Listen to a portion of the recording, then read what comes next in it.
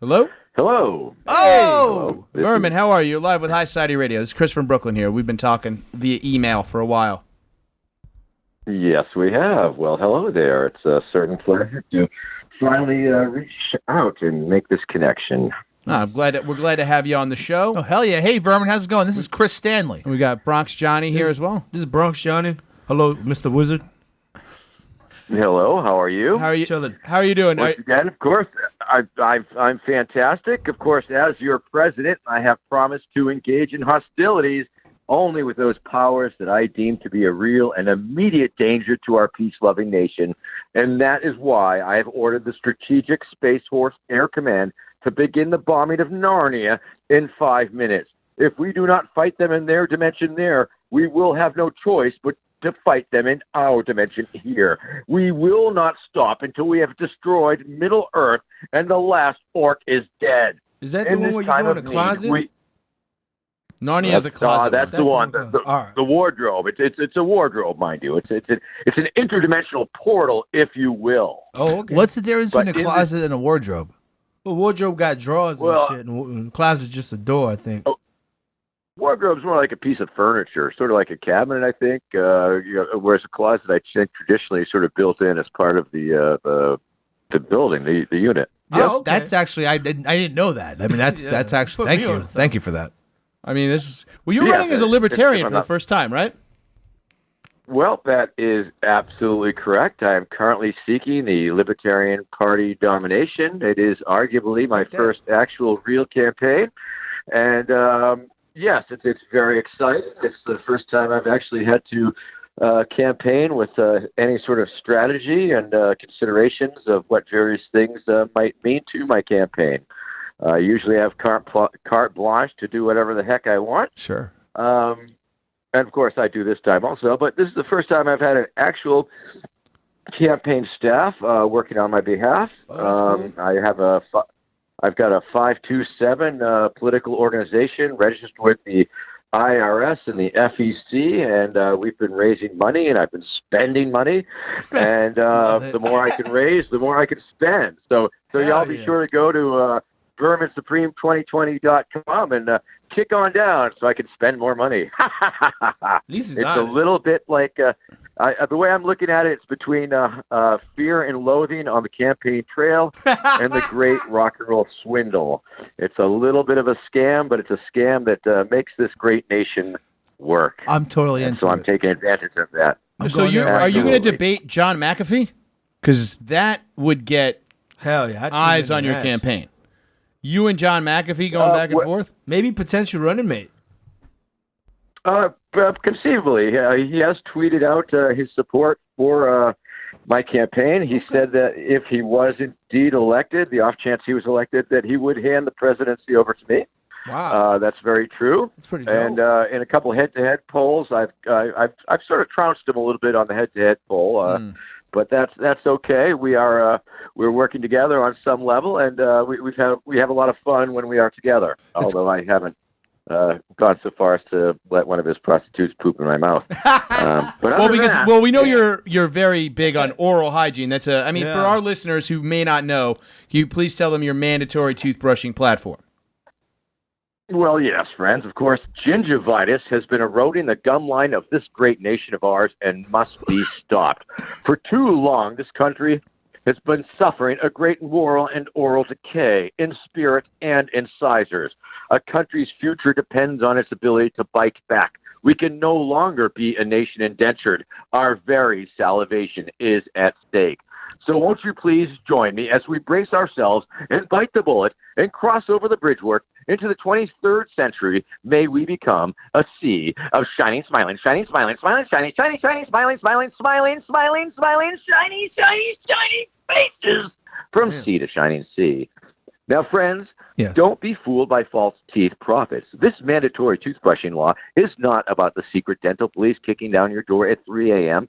to make sure that you have brushed. It is not about the preventative dental maintenance detention facilities. It is not about the dental reeducation centers. Not even about the government-issued toothpaste containing an addictive yet harmless substance. And please don't get me started on the DNA gene splicing to create a race of winged monkeys to act as tooth fairy enforcers. What this mandatory toothbrushing law is really all about is strong teeth for a strong America. And also getting that poop taste out of John McAfee's mouth, right? Yeah, John's a crazy guy. Absolutely, yeah. Stanley, you had some questions about the toothbrushing. Rinse and spit. Rinse and spit. It's all here. It's all here in my new book, iPony, Blueprint for a New America. Oh, that's dope. You can find it at iPonythebook.com. It's a book with a lot of pictures, and so it's got pictures and words, and it's a book about the future, long after Vermin Supreme presidency, long after everybody has their ponies, after zombie power fuels the nation, after the secret dental police have set up checkpoints every couple hundred yards for you and your children's safety. It is a warning from the people of the future to you, the people of their past, your present, that Vermin Supreme is a madman and must be stopped. President Supreme. I'm going to ask you a hard question, a tough question. Do you prefer a traditional toothbrush, a Quip toothbrush, or a Sonicare toothbrush? I'm currently using a Quip toothbrush, and I'll be honest, I'm not sure how much I like it. I've been using one of those bamboo toothbrushes that are all the rage. Ooh, biodegradable. They are made with prison. They are biodegradable. I hadn't heard that, but I might have to reassess my dental hygiene care if that is the case. But yes, brushing is very, very important. Flossing, of course, also very important. Next question. Many people ask me, yes. Okay, yes. The floss pick or traditional floss? I like a water pick. I am not totally familiar with this crazy new technology that all the kids seem to be talking about. Is that related to vaping somehow? Oh, you just hit a hot button issue with me, sir, because I just saw a video from the current president, Trump, trying to say he wants to ban all vaping. I'm an avid vapor. I was a former smoker, a pack and a half a day, Marlboro Reds, and I found salvation through the Juul vaporizer, and I feel like I'm getting my balls cut off right now, and I'm actually quite upset. So what's your view on vaping, President? Hopefully. Well, I do believe it's generally probably a fairly not as dangerous way to intake your THC and or nicotine injections, if you will. I prefer the injection route. Directly injecting. I'm working on a nicotine product that you will simply inject. That it's alternative to vaping, like an EpiPen, considerably safer. Very much so, like a Nicky pen. It would be, I guess. I love what you're saying right now. It's like a mad scientist. I fucks with this. It's nice. Oh yes, I because I have many mad scientists working on many exciting projects coming up. Of course. As you know, there's been a slight tear in the time-space continuum. I heard. And this has caused some minor interruptions in our current time stream. But I would like to assure you that I have some very smart scientists working on a solution in the past, in the present, and in the future.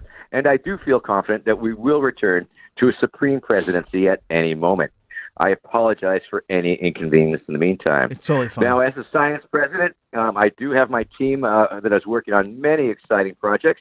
They are working on the creation of an exciting new chemtrail formula that will be prismatic. And so it will be creating beautiful rainbows in the sky. And that's nice. So not only can we put ketamine in there? Beautiful. Oh, absolutely.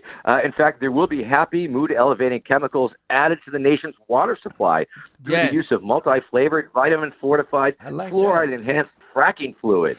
And nice. It's going to be great. Don't worry, it will still be flammable. You'll still be able to light it on fire. Oh, and of course, this is America. Why aren't you president yet? Why? Like everything. I do not know because I'll be honest. He cracked McDonald's using aborted fetuses to create McRibs years ago. Wow. And what? Indeed. It was it was an expose. It's been suppressed by the mainstream media, the lamestream media. Yeah. You know, some politicians are obsessed with fake news, but you're obsessed with facts, and that's what I want. I just I am obsessed with creating fake news. Absolutely. I can't get enough of it. Just the facts. Just the fake facts. Because this is America, we can't afford lead for all of the drinking water. That's what I say. Now, Nate, I asked you to pull up a video. There's a video that I was very curious about. You turned, I believe it was a Right to Life Party candidate gay in the last election. What, on camera? Actually, wow. Let's see. That was actually went back to 2012. That was Randall Terry, the founder of Operation Rescue, a very nasty but entertaining anti-abortion activist. He, amongst other things in his history, disowned his own gay son in a nasty way. He used human fetuses to make his anti-abortion stance. Really, he's a piece of work for sure. We sort of get along, but in 2012 he was running as a Democrat of all the things that he could run as, and so that put us on the same debate stage up in New Hampshire. And yes, I did in fact glitter bomb the hell out of him, if you will. And it did in fact turn him gay. He sucks cock now, correct? Well, Jesus told me to turn him gay, and so when Jesus tells you to do something like that, you either have to believe that you are psychotic, or you must do what he says. And I chose to do exactly what he said. Now, what I want to ask, as luck would have it, what I wanted to ask is with your gay glitter bomb technology, how gay does it make? Like, did he need to run right out of that debate and start sucking cock, or did it take a while to set in? Did he have just a gay marriage, or was he full on grinder leather daddy gay after this? Yes, absolutely. Oh, full on. He is as gay as yeah. That's good. He's promiscuous. Yeah. He's He's getting. He's a little bit. So is Nate. I don't want to slut shame because I think No. We're not shaming. We're just trying to clarify the powers of your gay bombs.